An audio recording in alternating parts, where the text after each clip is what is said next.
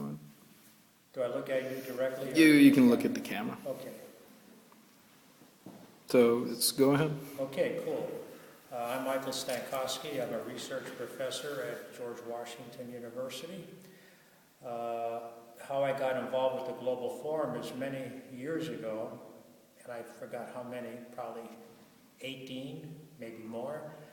I was an executive in a high-tech company, and I was giving a talk. I was invited by the Global Forum to give a talk on cybersecurity.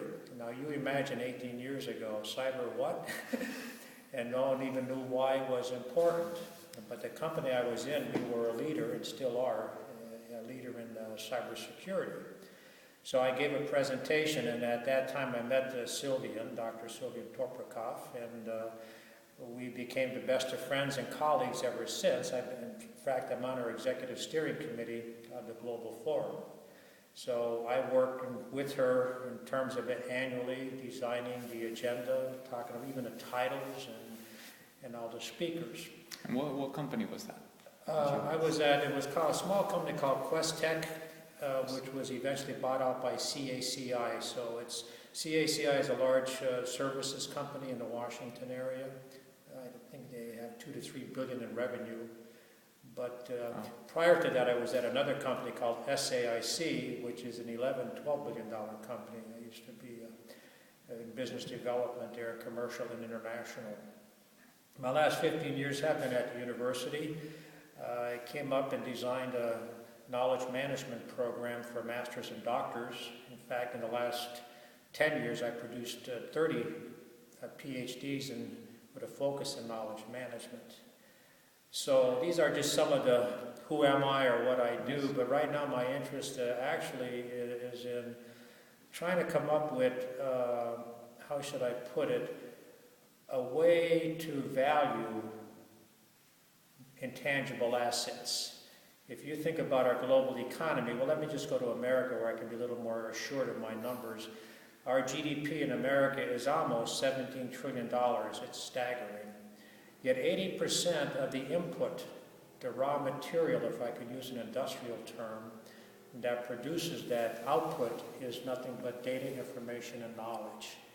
And yet, in our economy, we don't carry this intangible wealth on our books. We don't know how to measure it, we don't know how to value it, and consequently, I find the majority of our companies have no clue as to how to leverage or get their profits increased.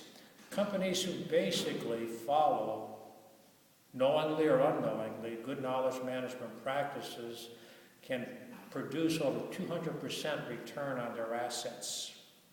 I'll say that again, 200% return. And we have enough data and statistics to back that up. So I'm always amazed that companies and organizations today globally who have no clue. They say, well, what's KM, or why are you into KM, or what does that have to do with me? And I often say, why KM? It's all about KM. It produces your national wealth, your organizational wealth, and my individual wealth. All my wealth that I own, that I can sell as I do, is all my knowledge, experience, and whatever you want to call it. So that's why you're here today, to spread this? Well, not only spread that, but also network, because relationship capital, which is part of your knowledge assets, is your most important.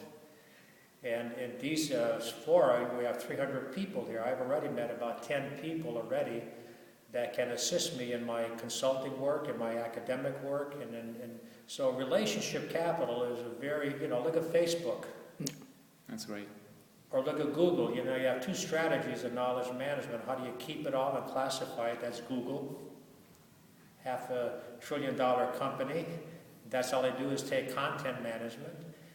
And then you have Facebook, social engineering, or what they call Enterprise 2.0. So if you ever merge these two together in an organization, so what am I doing here? It's more relationship capital, if you will. I can get more done. I can't meet people that I meet here. I mean, I could call them up and all that, but you need to meet people.